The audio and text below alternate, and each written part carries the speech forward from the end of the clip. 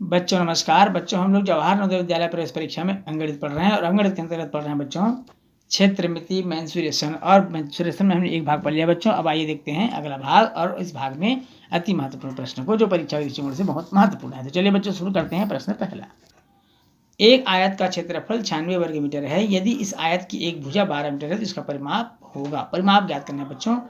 तो सबसे पहले हम आयत की दूसरी भुजा मालूम कर लेते हैं, क्योंकि क्षेत्रफल दिया हुआ है और आयत का क्षेत्रफल होता है लंबाई गुणित चौड़ाई। तो दूसरी भुजा क्या हो जाएगी बच्चों, 96/12 अर्थात 8 हो जाएगी। 12 × 96। अब दूसरी भुजा हमको मिल गई 8 मीटर। अब आयत का परिमाप का सूत्र होता है 2 लंबाई धन चौड़ाई, अर्थात पहली भुजा धन दूसरी भुजा। तो पहली भुजा 12 है बच्चों और दूसरी भुजा हमने 8 निकाल लिया। तो 12 8 20 हो जाएगा। 20 का 2 से गुणा कर देंगे, 40 मीटर। कितने मीटर प्राप्त हो जाएगा? 40 मीटर, जो ऑप्शन नंबर 3 में दिया हुआ है। दूसरा प्रश्न है, एक वर्ग का क्षेत्रफल 16 सेंटीमीटर है। वर्ग का क्षेत्रफल 16 वर्ग सेंटीमीटर होना चाहिए। 16 वर्ग सेंटीमीटर लंबाई 9 सेंटीमीटर चौड़ाई वाले आयत के क्षेत्रफल के बराबर है। इस वर्ग का परिमाप क्या होगा? इस वर्ग का परिमाप आपको ज्ञात करना है। तो चलिए बच्चों इसको हल करके आपको बताता हूँ। बच्चों यहाँ पर दिया है वर्ग का क्षेत्रफल बराबर आयत का क्षेत्रफल। तो सबसे पहले हम देखेंगे वर्ग का क्षेत्रफल बराबर आयत का क्षेत्रफल। ये हमको प्रश्न में ज्ञात है, प्रश्न में दिया हुआ है। वर्ग का क्षेत्रफल बराबर हो जाएगा बच्चों 16 गुणित 9, क्योंकि आयत का क्षेत्रफल लंबाई गुणित चौड़ाई होता है। 16 निया हो जाएगा 144 वर्ग सेंटीमीटर। ये वर्ग का क्षेत्रफल हमको ज्ञात हो गया। अब वर्ग की भुजा हमको मालूम करनी है। क्या मालूम करनी है बच्चों? भुजा। इसलिए वर्ग की भुजा। अब वर्ग की भुजा का मतलब है 144 का वर्गमूल। 144 का वर्गमूल हो जाता है बच्चों, कितना हो जाएगा? 12 सेंटीमीटर। कितना हो जाएगा? 12 सेंटीमीटर।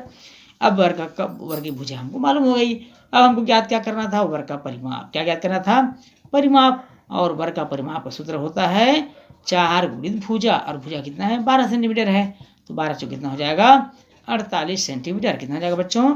48 सेंटीमीटर। चलिए देखते हैं कौन से ऑप्शन में है। तो इसमें ऑप्शन नंबर आएगा बच्चों, ऑप्शन नंबर 3 48 सेंटीमीटर, 48 सेंटीमीटर। प्रश्न तीसरा बच्चों, उस घनाभ का आयतन कितना होगा जिसकी लंबाई 5 सेंटीमीटर, चौड़ाई 3 सेंटीमीटर और ऊंचाई 2 सेंटीमीटर। तो घनाभ का आयतन का सूत्र क्या होता है बच्चों? लंबाई गुणित चौड़ाई गुणित ऊंचाई। ये घनाभ का आयतन का सूत्र है। अर्थात 5 का गुणा 3 से कर देंगे, 5 से 15, 15 गुणा 2 से कर देंगे बच्चों, 15 दूनी 30 घन सेंटीमीटर। तो देखिए ऑप्शन में कौन सा बच्चों? ऑप्शन नंबर 3 30 घन सेंटीमीटर। अगला प्रश्न है, यदि किसी वर्ग का परिमाप 16 सेंटीमीटर है, वर्ग का परिमाप कितना है? 16 सेंटीमीटर, तो उसका क्षेत्रफल क्या होगा? वर्ग का परिमाप होता है बच्चों 4 गुणित भुजा। क्या होता है? 4 गुणित भुजा। 16 को आप 4 से भाग कर देंगे तो 4 चौक 16 हमको 4 प्राप्त हो जाएगा। भुजा कितनी मिल जाएगी बच्चों? 4 मिल जाएगी। अब उसका क्षेत्रफल तो 4 का वर्ग, और 4 का वर्ग पुनः 16 हो जाता है। 4 वर्ग कितना हो जाएगा? 16। तो देखिए ऑप्शन नंबर कौन सा बच्चों? 16 यहाँ पर ऑप्शन नंबर 4 16 वर्ग सेंटीमीटर। ये इसका सही आंसर होगा। अगला प्रश्न है बच्चों, एक आयताकार खेल के मैदान की लंबाई और चौड़ाई अनुपात में है 5:4। यदि उसकी परिमिति अर्थात परिमाप 90 मीटर है तो उसका क्षेत्रफल होगा। अब यहाँ पर मान लीजिए लंबाई 5x मान लेते हैं और चौड़ाई क्या मान लेते हैं? 4x मान लेते हैं। चलिए बच्चों इसको मैं हल करके आपको बताता हूँ। बच्चों यहाँ हम मान लेते हैं लंबाई मान लेते हैं बच्चों 5x और चौड़ाई मान लेते हैं 4x, ऐसा हम मान लेते हैं। परिमाप तो आप सब जानते हैं, परिमाप का सूत्र क्या होता है? परिमिति का सूत्र क्या होता है? 2 लंबाई धन चौड़ाई। लंबाई 5x है, चौड़ाई 4x है। 5 4 9x हो जाएगा, 9 दूनी 18x। कितना हो जाएगा बच्चों? 18x। अब परिमाप चूंकि 90 मीटर दिया हुआ है इसलिए x बराबर हो जाएगा 90/18। 90/18 अर्थात 18 पंचे 90। कितना मीटर हो गया बच्चों? 5 मीटर। 5 मीटर क्या है? x का मान है। अब x का मान निकालने के बाद हम लंबाई और चौड़ाई मालूम कर सकते हैं। अतः लंबाई क्या हो जाएगा? क्योंकि लंबाई को आपने 5x माना है, x का मान आपने 5 निकाला है, 5 पंचे 25 मीटर। और वहीं पर चौड़ाई हो जाएगा बच्चों, जिसको आपने कितना माना है? 4x माना है, और 4 पंचे हो जाएगा 20 मीटर। अब प्रश्न क्या बोलता है? आयत का क्षेत्रफल कितना होगा? अतः क्षेत्रफल और क्षेत्रफल हो जाएगा लंबाई गुणित चौड़ाई। लंबाई कितना निकाले हैं बच्चों? 25 मीटर, और चौड़ाई कितना निकाले हैं? 20 मीटर।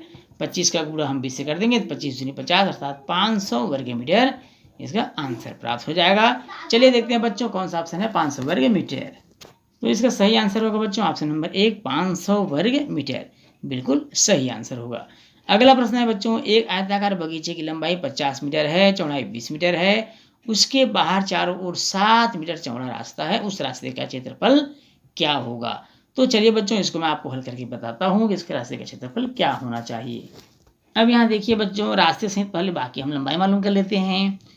ध्यान समझिएगा, रास्ते सहित बाग की लंबाई, बाग की लंबाई, ये रास्ते सहित हो जाएगा 50-7 अर्थात 57 मीटर हो जाएगा बच्चों। कितना हो जाएगा? 57 मीटर। अब रास्ते सहित बाग की चौड़ाई मालूम कर लेते हैं। रास्ते सहित बाग की चौड़ाई, तो रास्ते सहित बाग की चौड़ाई 20 दिया हुआ है, चौड़ाई 20-7, क्योंकि 7 मीटर चौड़ा रास्ता सब चारों तरफ से है, ये हो जाएगा 27 मीटर। कितना हो जाएगा बच्चों? 27 मीटर। अब रास्ते सहित बाग का क्षेत्रफल, रास्ते सहित बाग का क्षेत्रफल, बाग का क्षेत्रफल 57 गुणित 27 कर देंगे बच्चों।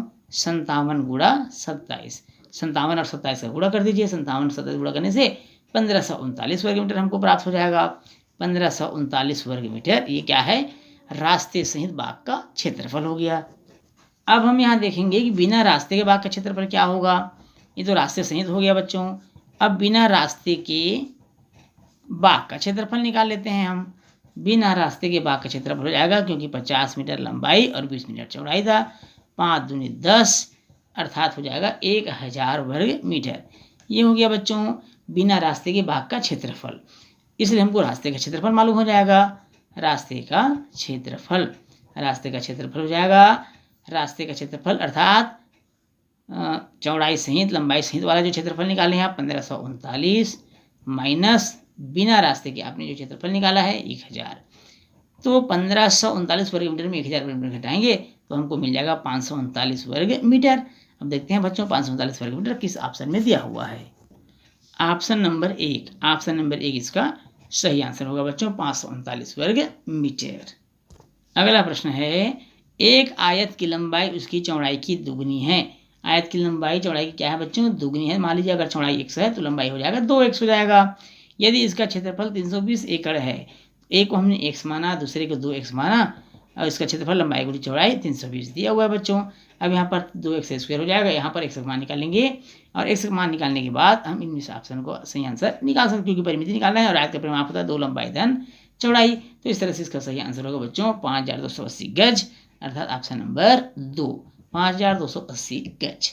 अगला प्रश्न है, एक कमरे की लंबाई 20 मीटर, चौड़ाई 18 मीटर है। यदि एक लड़के को बैठने के लिए 75 वर्ग डेसीमीटर स्थान की आवश्यकता हो तो कमरे में कुल कितने लड़के बैठ सकते हैं? कमरे में कुल कितने लड़के बैठ सकते हैं?